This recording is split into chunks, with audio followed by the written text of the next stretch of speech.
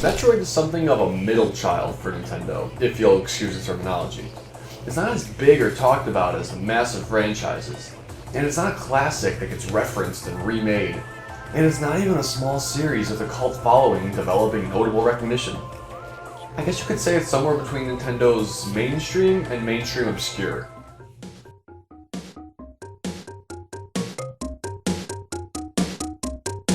But Metroid is still liked and talked about, and you can see it in all the Smash Bros. Games. But ever since it came out in 1986, it's only had 9 main series games. Arguably 10 if you count Zero Mission, but still, compare that to Assassin's Creed, which had 9 main series games in only 7 years. It seems like Metroid is in the back of people's minds. But when a game comes out, it really nails it. Some games get even more love, like Super Metroid and Metroid Prime. But there's one game that really doesn't reach that level of hype. Metroid Other M gets a lot of flack from the fandom, and just the video game community in general. It's for a number of reasons, but it's time we ask and reason with the question, are each of these reasons really justified?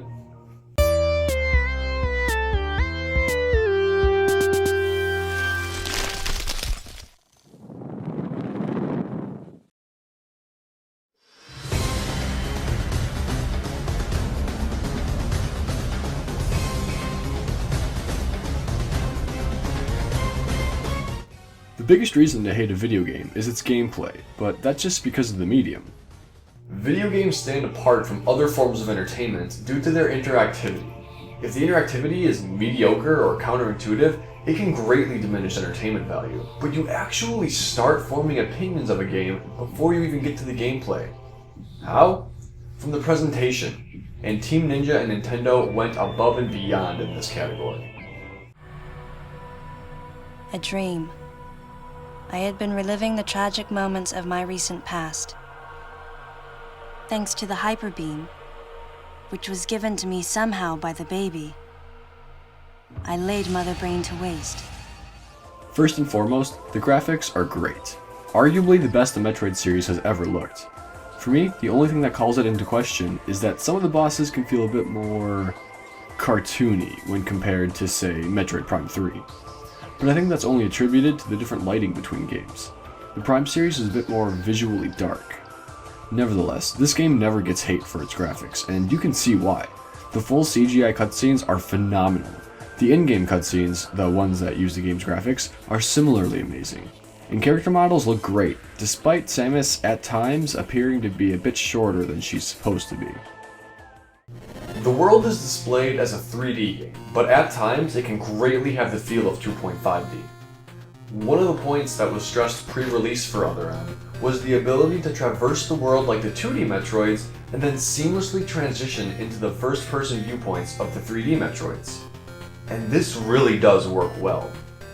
There's no big loading cutscene to transition between the 2 points, and there's no menu you have to go to in order to flip a switch so that you can finally end up seeing through Samus's eyes. It's really just move your hand and boom, you're there. So any anger thrown towards the presentation? Undeserved.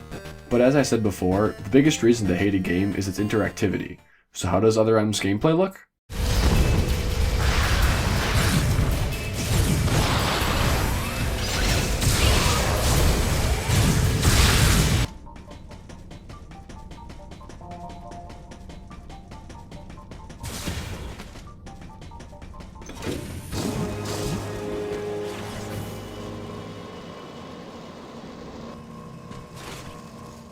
Well, it's very limited. You can only move in 8 directions due to the limitations of the D-pad, but you'll primarily just use the 4 cardinal directions.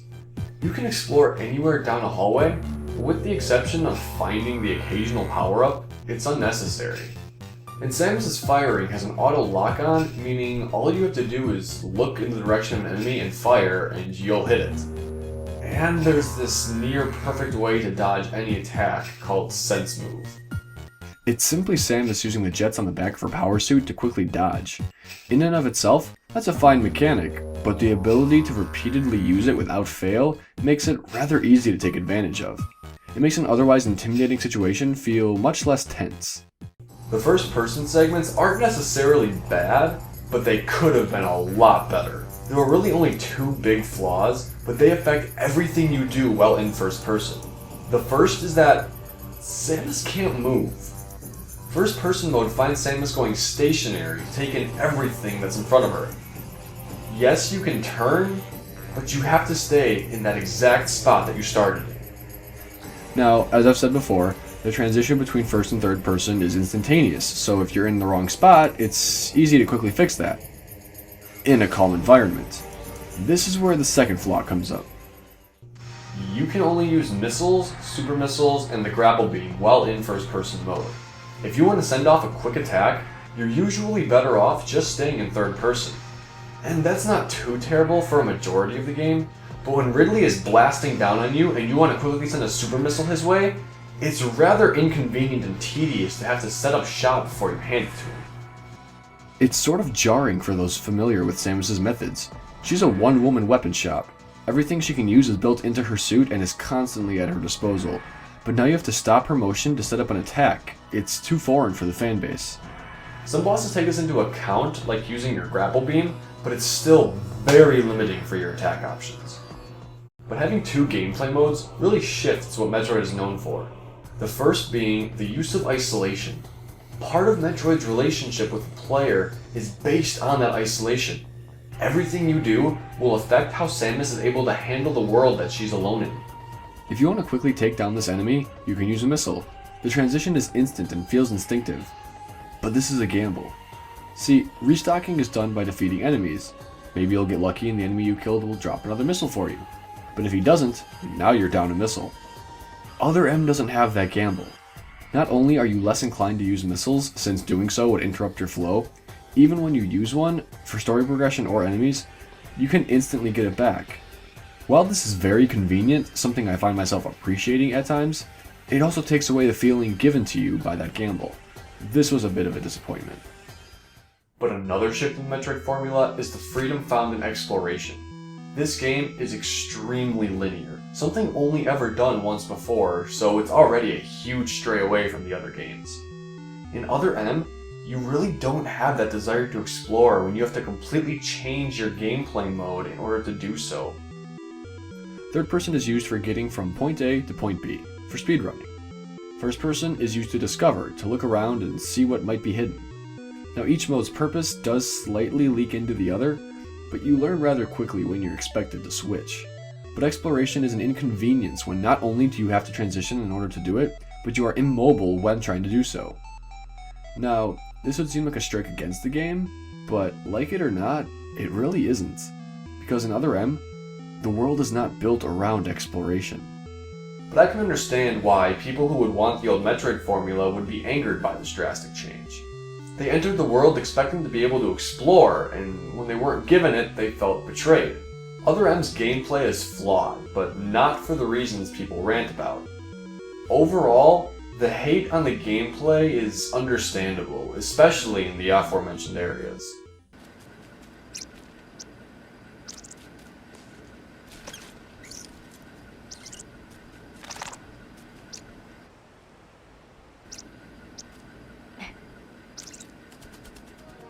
So let's talk about the world Other M built.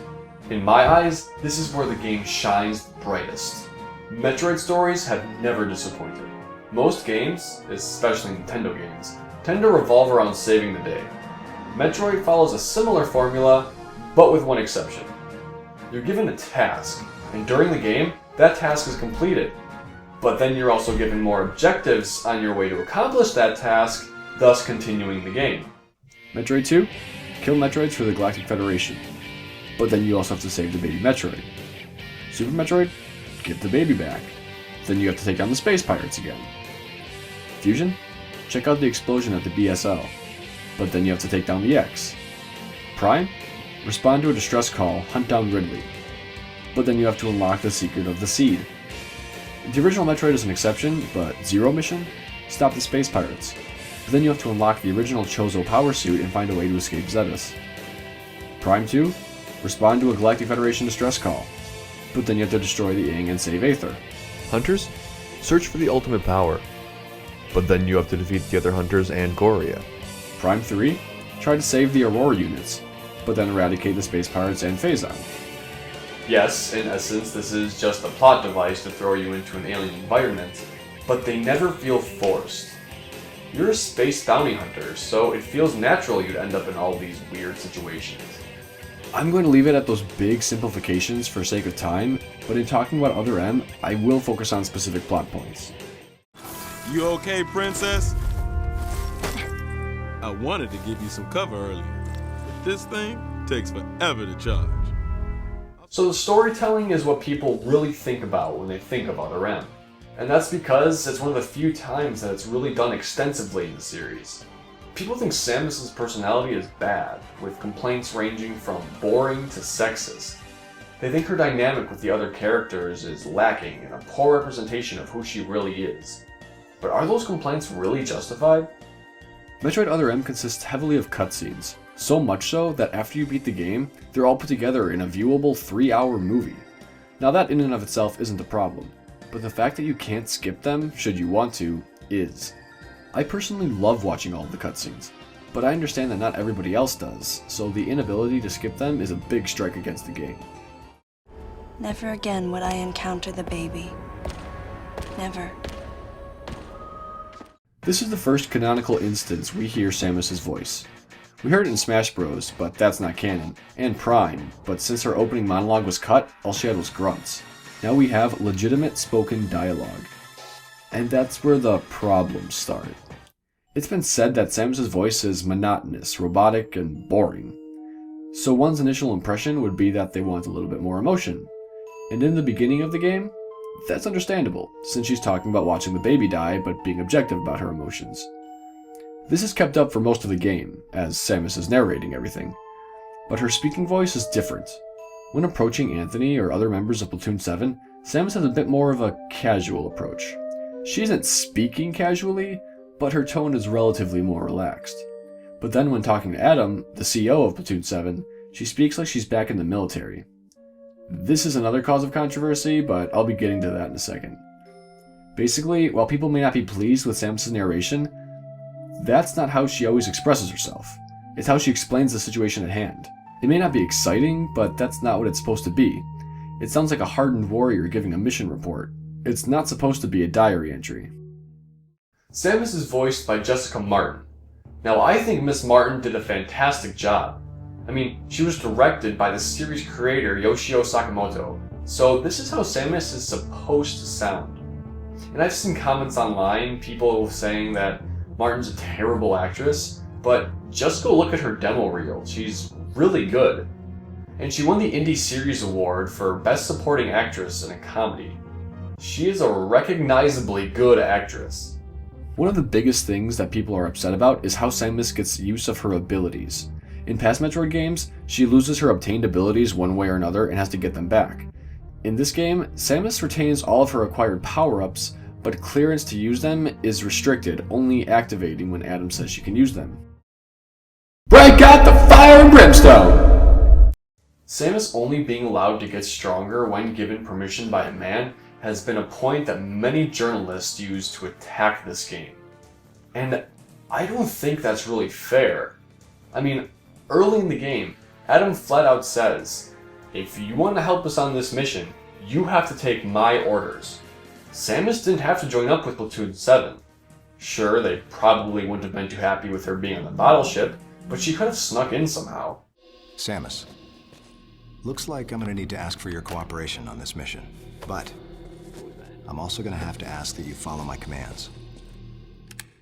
Samus went into this knowing exactly how she'd have to act. She's in the same place as any of the other members of the platoon. She did not lose her powers to a man, she temporarily forfeited them to a higher officer. It has nothing to do with his Y chromosome. Understood, Adam. No objections, of course. That being said, I really hate it. With the exception of power bombs and maybe some of the other explosives, there's no reason not to let Samus have all of her powers activated. I mean, what harm is there in letting her have the Varia function active? What reason is there not to let her shield herself?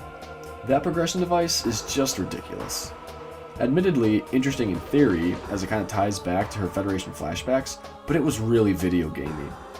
So giving this game hate for its upgrade system, not worthy of the sexist comments, but worthy of hate for being stupid. And finally, the two biggest moments where Samus breaks her calm exterior and voice. Ripley's reappearance, and Adam's sacrifice. The Ridley scene is something I'll be talking about later as well, but Adam's sacrifice, where he tells Samus he'll go inside Sector 0 and manually detach it and make it self-destruct, effectively killing himself in the process, is a heartbreaking scene.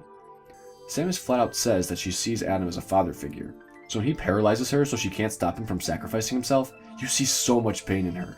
Samus is suddenly a relatable person. Yes, Samus is an awesome warrior, able to take down even the most terrifying monsters.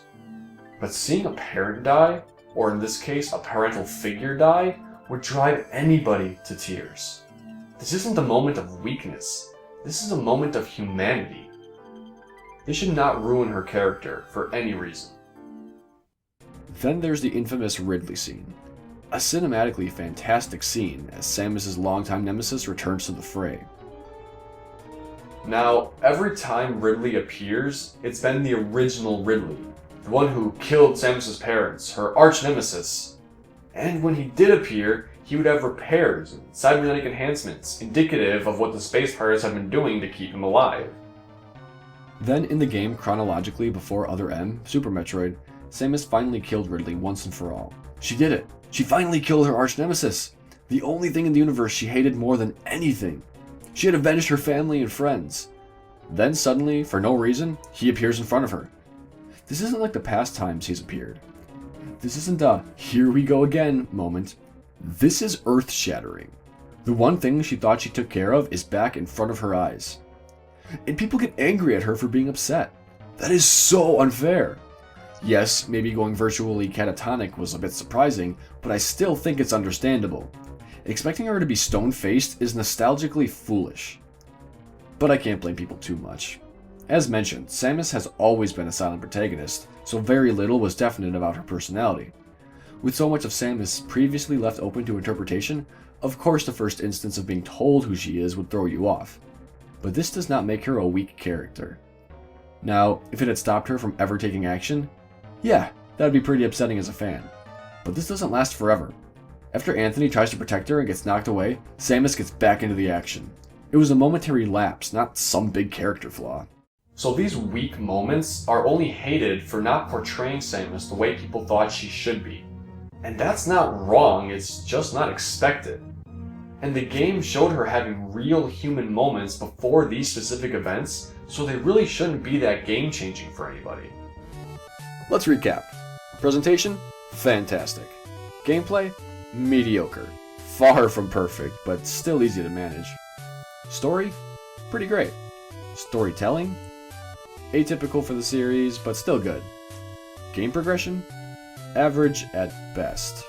Worst the series has had, but that level is not necessarily poor. Characters? Good. While I personally don't feel they deserve the hate, any given their way is objectively understandable. So I would like to say that no, this is not the best Metroid game. But it is my favorite. As I've said before and alluded to numerous times, I'm a guy who likes playing video games that have interesting stories. And this is without a doubt the most solid Metroid story, as a lot is specified and not left open-ended. But it's also the best storytelling, the best in the series. And I can admit, the gameplay's not that great. Any other game in the series is better in that regard. But the story makes up for it. Learning about who Samus is and not just what she does was a big delight for me. I'm not so blind as to say I can't see sexism in video gaming. But I don't see it in this game. All those complaints that people have make sense contextually. And Samus is expanded as a character, not destroyed. Clearly, she's still a strong, heroic woman, but now there's some humanity to her. Sides of her we didn't get to see before.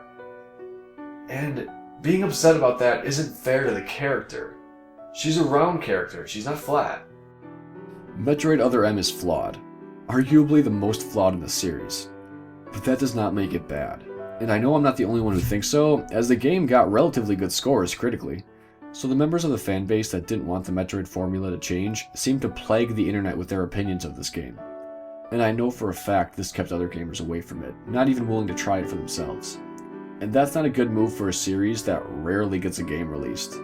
Maybe that's why instead of getting another big Metroid console game, we're getting Metroid Prime Federation Force. Yikes.